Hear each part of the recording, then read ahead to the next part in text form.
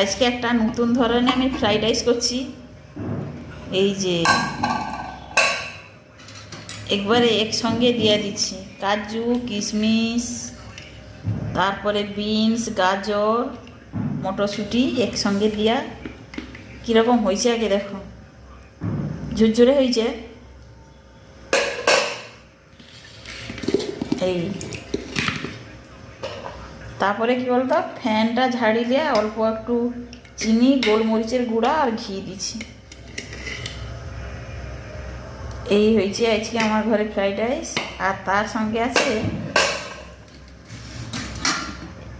আজকে কিন্তু এই চিলি চিকেন। চিলি চিকেনটা কিন্তু আজকে ঝাল ঝাল করা হয়েছে।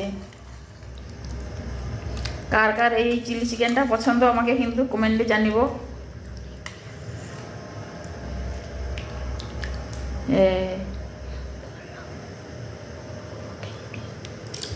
এইটাই হয়েছে মেন।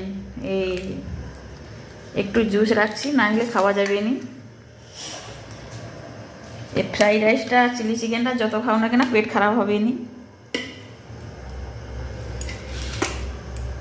দুটা রান্না কেমন হয়েছে কিন্তু জানিব অবশ্যই কমেন্টে।